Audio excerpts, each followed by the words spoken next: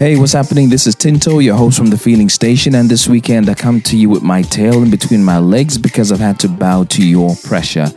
Most of you came back saying you're not happy with the way that the Zvemoyo and Carlos story ended. It felt incomplete. So I had to go back to Carlos with your questions from Instagram, and guess what? He gave a really good set of responses, and now the story is complete. So I owe you a huge thank you. If you're listening to this for the first time, I recommend you go back to parts 1, 2, and 3 to get a bit more context to the story, and hopefully you'll enjoy what his responses are in part 4. Thank you once again for pushing me to do this. Enjoy this episode. Hey, Carlos. Hi, Tinto. How are you doing? I'm doing great. Both you and I know that this wasn't meant to happen, but the public has spoken, and I've had to succumb to peer pressure. No, it's all right. I understand. Yes. So basically, the overwhelming feeling from people that listened to the episode was that, look, we don't really understand fully how Zvemoyo and Carlos actually broke up. And I think it's important for us to touch on that, but we're going to do this via a set of questions that I asked them on Instagram. Okay. So I have a lot. People really want to know a lot, and I promised them that I would ask them the questions. So I got a host of questions for you. I touched base with you very briefly during the week just to give you a heads up that, look, this is going to be a no bards hold session, so we got to be open and honest about everything that is asked. And you're okay with that, right? That's good, yes. So the first question up is, when did you actually last see Zvemoyo? When did I last see her? After the club incident, I did bump into her at a subway station. Mm-hmm. I remember I was looking through my phone, and then I lift my head up and she's right there in front of me. Oh. Out of nowhere, she was bang. She was just there. Yes, no. Okay. She was coming out.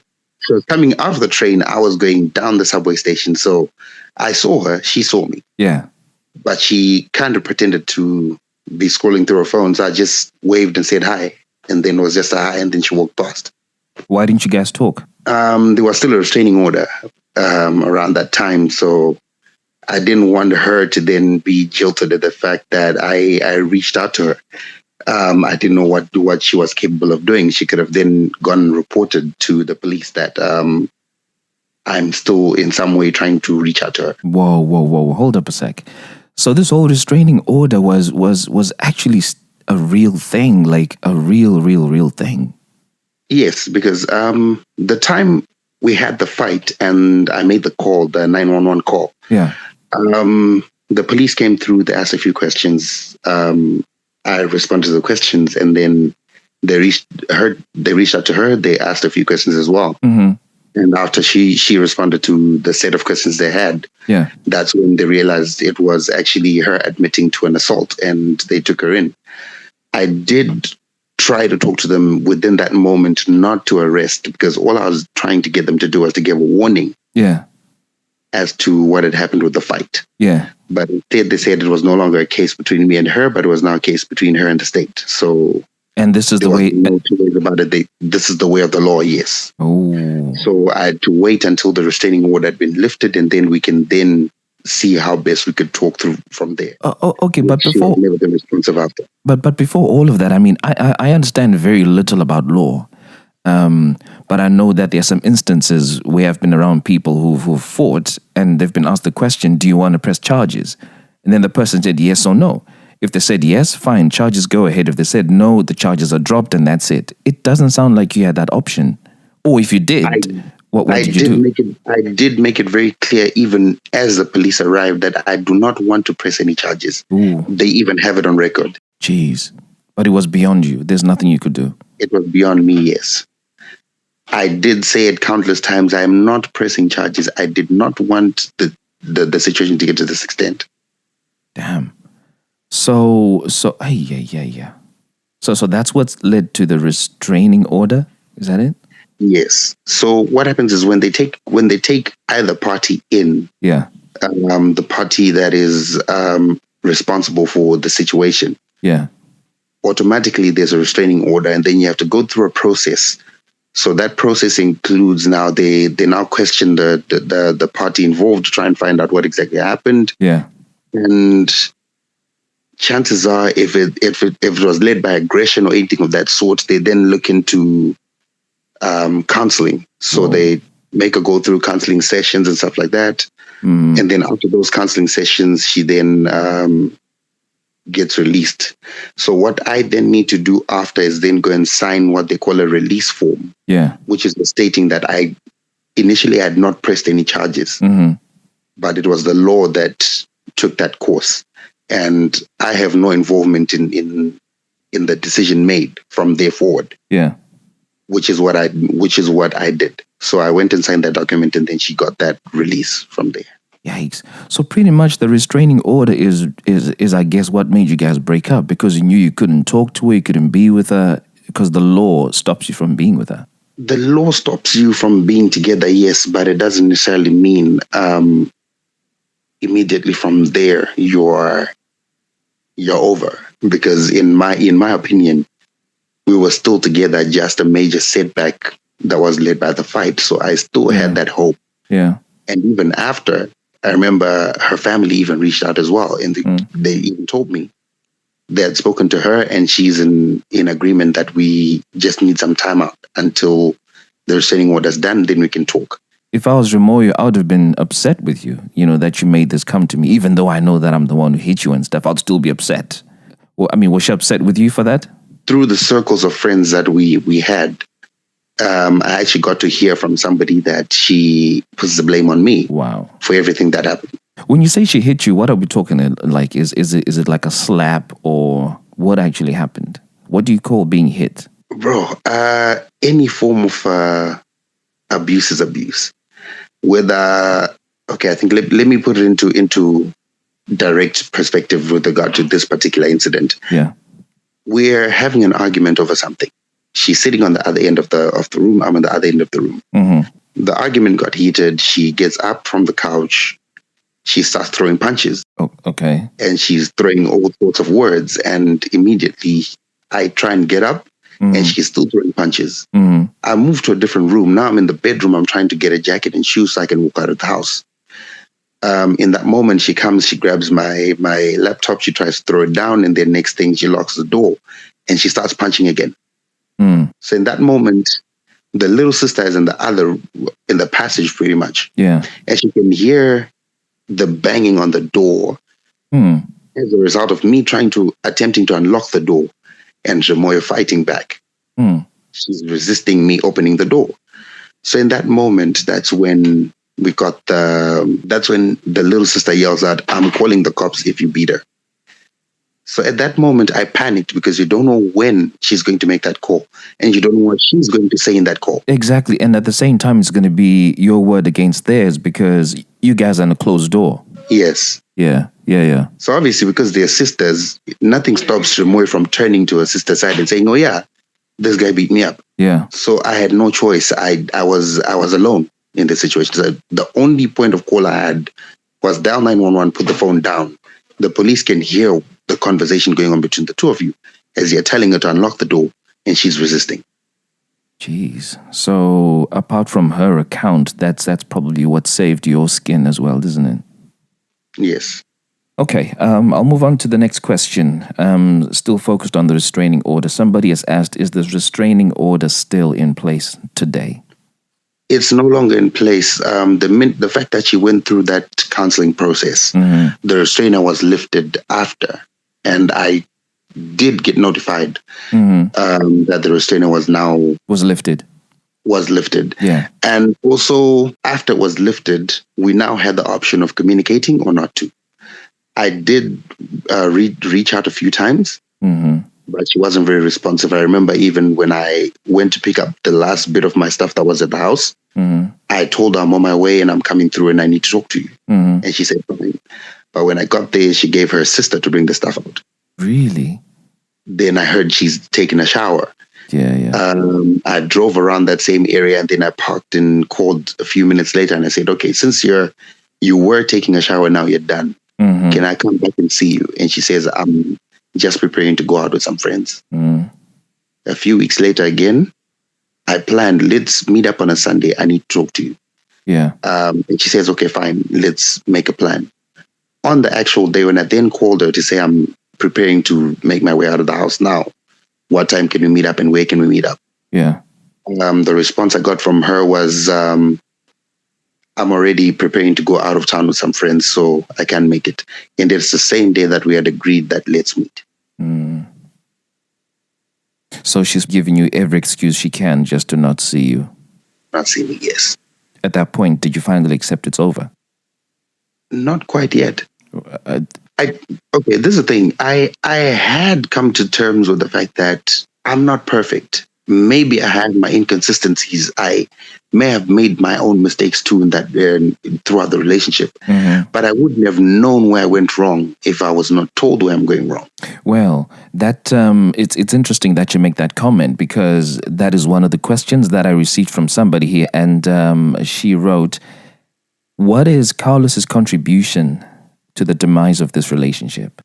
I'm going to be as candid as possible. Yeah. I think my biggest mistake with the whole relationship was every time we had a particular issue or when we tried to talk about certain things and we didn't come to an agreement as the two of us, I would try and involve a third party. Oh. So the third parties I tried to involve, I think in that moment were not pretty much ideal, because under normal setting where you're about to get married to somebody, obviously the next point of call for you to make amends on any situation is the tete. Okay, The tete. aunt. I mean, for the benefit of those who don't understand, Shana, what is a tete? That's the aunt, Okay. her aunt. But in this instance, there was no aunt involved. I had only been introduced to a mother. Right. So I guess that's where I kind of jumped the gun, because instead of talking to at least an immediate friend, I went to the mother. I mean, before even the immediate friend, what was wrong with talking to her? That's the thing.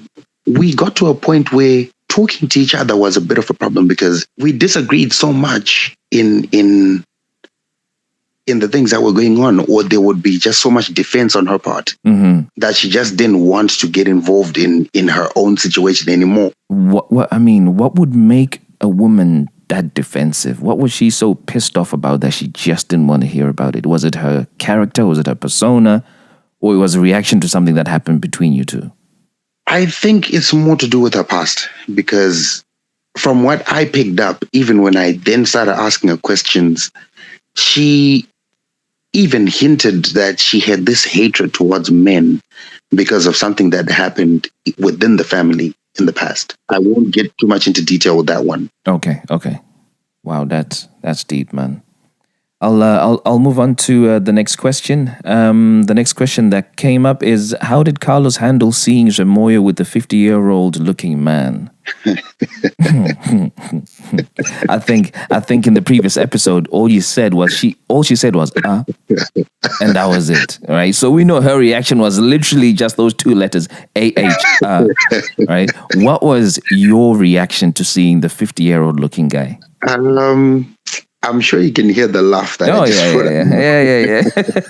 I can. That was my exact reaction. Really? I didn't know how to react. Like, literally, I just met this guy, this other Nigerian guy by the bar. As always, I think because you're still broken, you get to a point where the one person that opens up to you the most, you start sharing your story.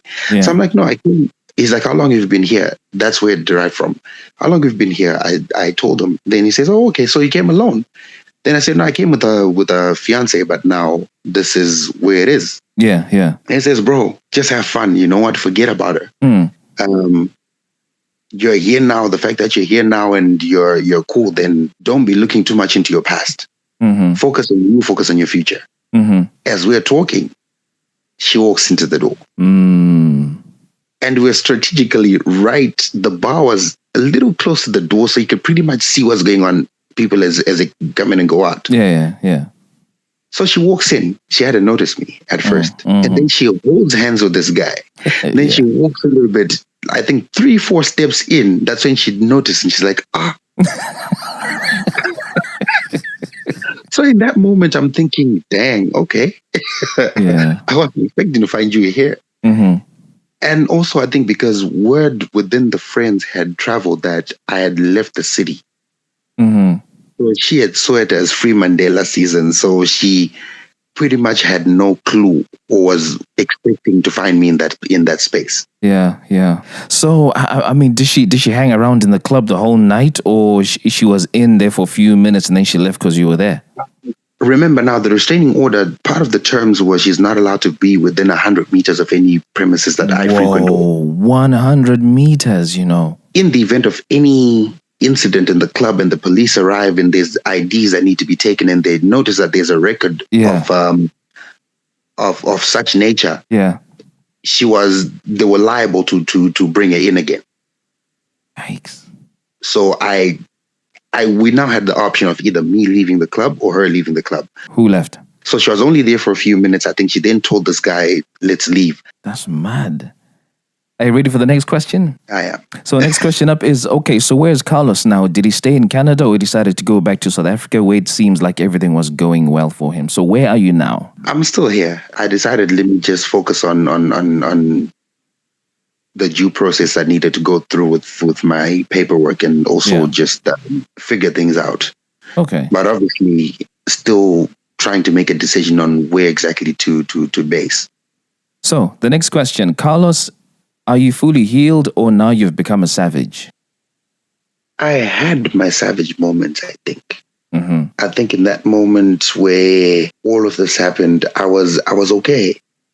I had moved on with my life until I got to a point I felt, what the heck? Live a little. I mean, you're tying yourself down to a person that wasn't ready for you and you're still holding on to that person. For what reason? Yeah. And I think I did play around a little, but because it's not within my nature at all, I'm a little bit of a lover boy. I just felt. What do you mean when you say you played around a little? What does playing around a little mean? For lack of a better expression, I started leading women on. Okay. I would chat with one today and chat with another tomorrow and not feel bad about it and with no emotional attachment to it. You kind of became a bit reckless with people's hearts, pretty much. Yes. I'd say with emotions, not really hearts. I mean, you can't really disconnect emotions from hearts though, can you? You know, the emotion is the heart. Yeah, I guess so. Let's put it this way. I started playing a little bit of mind games with women until I got to a point I realized I was only breaking myself even further. I mean, from the sound of things, your conscience still works. It's very active. It knows the difference between right and wrong and tries to do the right for the best part of it. But which I guess leads me to the next question. Somebody was asking, is Carlos still open to chatting up women that he doesn't really know? Or now he's a bit more fearful? Chatting, I have no problem with. Mm-hmm. As long as it does not lead to any form of relationship. As friends, yes. Mm-hmm. I think as friends, I'm open to chatting with anybody.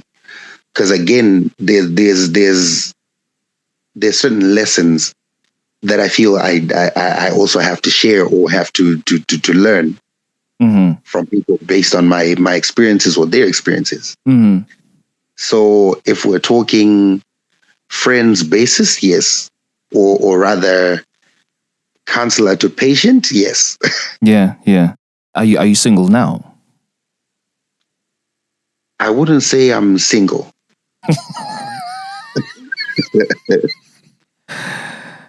I would not say I'm single. Okay, the reason why I'm asking that question is that somebody else wrote, Carlos, I think you and I are a perfect match for each other, but I need a hell of a lot of patience, and you seem to have too much for me. So my question to you is, has your patience reduced since Zvemoyo, or you're still as patient as you were from day one? Whew. This is me. In any form of relationship, I observe energies. Mm-hmm. The energy I get is the energy I give. Mm-hmm. Obviously, with mine being more dominant because I can't really run away from who I am. Mm-hmm. Where love and patience is being given, you're bound to reciprocate. Yeah, true. But if I sense I'm being used in any kind of way, okay, you're very quick to cut the cord, pretty much. Yes. Okay. I actually did it before. well, a little bit after Zvemoyo. I'm no longer afraid to call it out. Okay. Where I see that here we're shooting for a dead end, I'll tell you straight up, we're going nowhere. And I guess this leads me on to the next question. The person wrote, "Why, brethren, why? Carlos, have you ever given yourself space to heal before jumping from wahala to wahala?" I think that's a very pertinent question because I'm kind of surprised you are in a relationship now. Well, I don't know if you're in a relationship, but you said you're not single, and this person is asking a very pertinent question. Do you give yourself space to heal generally before jumping from wahala to wahala? I do give myself time to heal. The reason why I chose to say I am not single. Yeah. Is because I know where we find a person in pain, we are quick to jump in to be the healer. Or rather where we see a sort of an advantage, we step in. And I don't want somebody to get the wrong signal from the conversations or from the episodes of me. So that's why even when I have artists I work with go on radio, I'll never allow them the opportunity to answer the question, are you in a relationship or not? Okay. So for the greater part of me, I will never disclose on any public platform whether I'm truly in a relationship or not. Unless a person has a ring on their finger.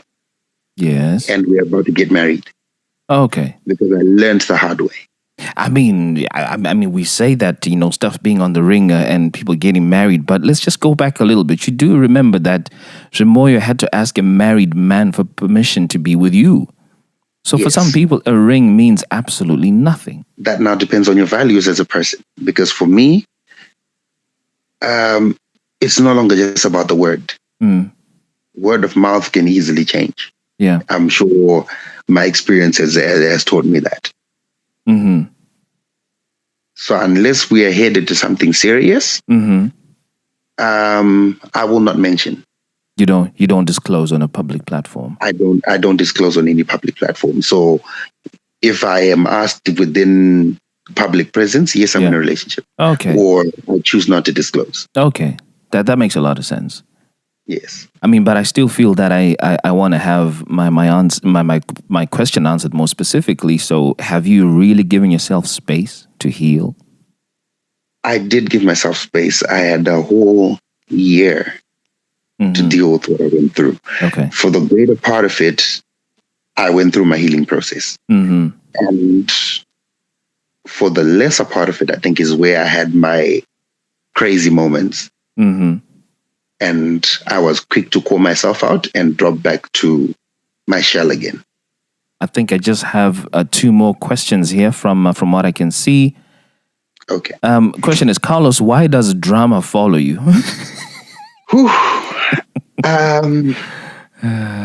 don't know how to answer this one, but I guess it's more to do with the fact that entertainment industry has just gotten me so exposed to too much. Yeah.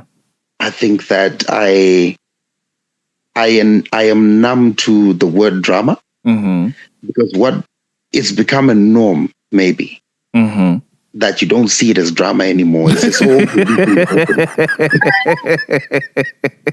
You're immune to drama. Drama comes your way and you're like, nah, I'm used to this. I can deal with this. This is normal. You get to a point where you don't see it as drama anymore. Hey? Wow. That is mad. Okay, on to the next one. Carlos seems to fall in love so quickly and so easily. Does he really know what love is, or he just likes the idea of love? Ooh, that's a very broad one. Yeah, it is. It is. But it touches on something that's quite straightforward. Somebody just feels like you fall in love too quickly, and the question is, why do you fall in love so quickly and so easily? Okay, I know the difference between love, lust, or love and just general affection. There's a very big difference. When I give myself to a person, I give my all. I don't filter. I don't I don't hide. That's why I think even I'm an open book pretty much. Yeah. That's why even in the conversations, as I talk to you or anybody else, when I mention certain things or when I say certain things, it feels like name dropping, or it feels like this person's trying to brag a bit about certain things. But that's just genuinely how I am. This is me. I don't hold back. I mean, and that's a really good quality to have. Yes. But at the bottom line, why do you fall in love so easily? So with love, I don't know. Maybe it's because I have too much of it to give. I don't know. I didn't choose to be wired this way. It's just how I am. When I get into something with somebody, I feel you don't just date for the sake of just dating for fun. If you want to, if you want to play around with toys, that's why there's social media. Go play on social media. I don't know. Play around with anything else, but not a person's mind, body, and soul. Yeah. Not their heart. So when I get into a relationship, I'm not getting into a relationship because I'm looking for attention. I'm getting into a relationship because I know what I want, and I know what I'm expecting out of a relationship. So when I say I'm dating you, I'm not dating you just because I just want that trophy girl to be seen with tomorrow. I'm looking for a wife. I'm looking for somebody that I know I can build a future with. So because you know exactly what you're looking for, given the experiences that you've had, going from Lutando through to Zvemoyo and previous relationships you've had. Yes. Is it still a realistic thing for you to be looking for a wife, knowing that there's so much trouble in finding one? Do you actually believe it's really going to happen because all the attempts you've had so far have failed? Whew. To be honest, I wouldn't say there is so much trouble in finding one, but I think there's just so much inconsistencies. If there's not so much trouble in finding one, why aren't you married now? Well, I was about to be married to somebody until... Yeah, but you're not. This is the point. This is the point exactly. That how sure are you that there is actually someone for you when it's proving to be this difficult? Well, I guess within the short period that I've had to sit down with myself and really introspect on my issues, I did see certain mistakes that I made within my journey myself, which I have corrected. And I guess the only time you'll be hearing me say I'm coming back to the feeling station, yeah, I think it's gonna be in the comment section. Oh yeah. Oh, that's really encouraging, brother. That is really encouraging. I have fixed myself and the challenges I've gone through before. Yeah. So I now know where I went wrong and what I need to work on. Good. Introspection and reflection are really, really good qualities to have, because if you're able to do that internally, then you're able to fix yourself and move forward. And that leads me to the next question. Somebody asked, does Carlos regret leaving his life in Zimbabwe and South Africa because everything seemed to have been going really well for him? Do you regret leaving Africa? Okay, I don't regret leaving, but I do regret the dynamics of how I left. Yeah. I don't know if it makes sense. Yeah. Because when I left coming here, I was coming to start a future with somebody. And now that future is no longer there. So I don't really see my purpose in that I didn't really see my purpose in being here until certain events took place. And then in South Africa too, I would say South Africa and Zim, I had my moments where things were not very rosy as well. So, to be honest, I adapt quickly to any situation. It just, it's only when I have my head geared in the right space that I'm able to really fully function and bring out my full potential. Yeah. So I wouldn't say I regret for the greater part of it, but I do regret the dynamics of how I left. Right. I mean, and talking about leaving, I have another question here, which I found very interesting. Somebody, well, it's both a question and a comment. Someone wrote in and said, Carlos had a lot of good things happening for him in Zimbabwe and in Africa, and then he met a woman who worked on a ferry. If she worked on a ferry, she would have international access to a lot of countries. Why then would she choose to claim asylum? Right? I don't think you can answer that question because that's a question for Zvemoyo. But then the person went on to say, did Carlos really not know that this is what was going to happen? So this is the thing. Zvemoyo hinted in South Africa that she had had enough of a certain life that she was living. Mm-hmm. And she wanted to give it up, Mm-hmm. or was willing to give it up for something serious. And because she sees where our relationship is going and how serious it is, she wants us both to be in a mutually neutral space. Okay. So pretty much what she wanted was us to get into a different country, which we both don't know, or rather both have are foreign to, Mm-hmm. and then start a life together from scratch, Mm-hmm. which is what led us to us being here. Okay. So we had we had options. Like I told you the other time that it's not just Canada she had been looking into. Yeah, I think you mentioned Dubai and all those other places, isn't it? Yes. Yeah, So yeah. when I was doing my visa process, there were so many other countries that I was applying for jobs for. Okay, that makes a lot of sense. And then the last one before we close this off, somebody wrote in the previous episode, Carlos said when he was now in America and they were about to travel to Canada, he said to himself, "Oh, I'm not going to be able to go to Zimbabwe to see my family for about 5 years." And the question is, Carlos, at that point, why didn't you say you couldn't do this and go back to South Africa? When you are with somebody and you love them, Mm-hmm. you don't see yourself being able to do without this person. Yeah. And this is a point where I was. I'm with this woman. I'm very much in love.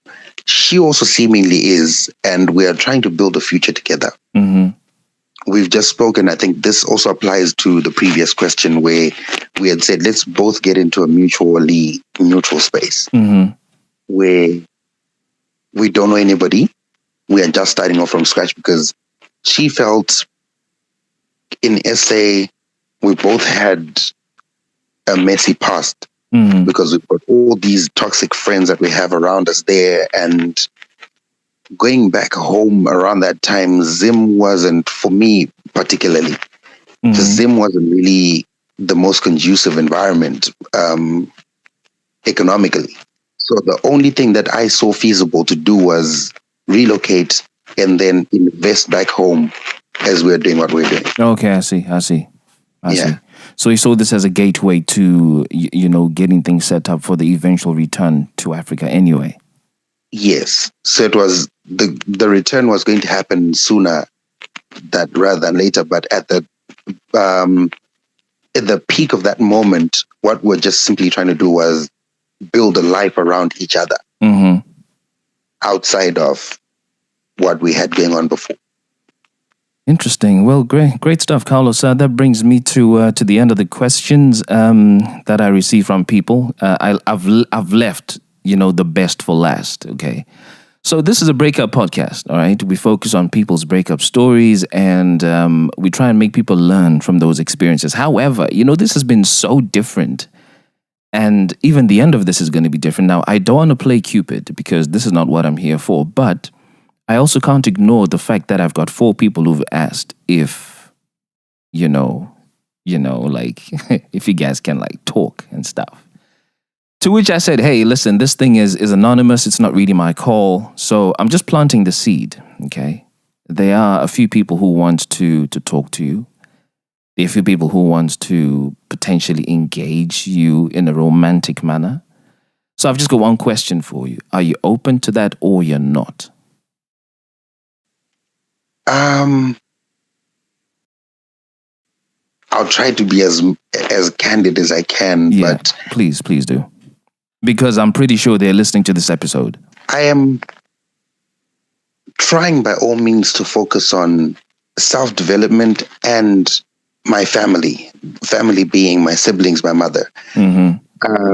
So outside of that, it'll take a whole lot. It'll take a whole lot of patience. It'll take a whole lot of effort for me to actually then say I'm trying to get involved in any form of romantic connection. Okay, you're becoming very biblical and philosophical for my liking. Too biblical, philosophical for my liking. Break it down, make it simple. Are you open to me getting you connected with these guys or not? Give me a yes or give me a no. I'm open to being friends. Okay, that's a bit cryptic, but I think a word to the wise is sufficient. If those ladies are listening, I think that answer actually speaks volumes. I mean, I totally get what that answer means. Yes, I'm open to being friends. Yeah. Based on my past experiences. Like I think I did point in the previous episode. I rushed into the romantic phase before I became fully friends with the person. So I think from friendship is where everything starts from. Okay. But I'm not saying I'm looking to start anything. So I'm open to being friends, yes. Right. A word to the wise is sufficient. Well, Carlos, thank you very, very, very much for this interesting 4-part series that you brought to the Feeling Station. And I must tell you that the numbers picked up significantly since the beginning of the series, and I owe you a huge, huge, huge thank you, huge appreciation. And yeah, man, you just keep being Carlos. You're a great guy. Thank you very much. It was quite an interesting journey. It was I totally enjoyed sharing the story and getting to engage with you. I enjoyed so much having you listen to me most of this for the greater part of this. Did I tell you that your stories inspired me to become a hip hop MC, man? Became a hip hop MC. So yesterday, I was about to say that. Yeah. So yesterday I sat down and thought about a tune, put the music together, and said, "Look, let me try bust this rhyme," and I think it kind of worked. In fact, that's how we're going to close out this episode. So for those who are listening to part 4 of the Carlos journey, we hope you've picked up something that is really, really important from all the lessons that he presented. And we're going to leave you with the fresh new track from the TFS with your MC Tinto. Catch you in next week's episode. Peace. Can I get with ya? Coming out a 3-part series, everybody got a hella lot of queries, y'all. Carlos, get up on the mic and tell us if you're feeling alright. Your situation got us feeling pretty uptight. Getting off the motherland, we know what's not your plan. She played you like a deck of cards and you had no hand. Remember what she told you to be quiet, my man. Hey, that was a red flag, you should have ran. Did you say you know Diamond and Run Town? Can I ask about the next time they'll be down? I'm not trying to be silly, chicky or picky, but I'm coming to the club with the hickey, not a 50.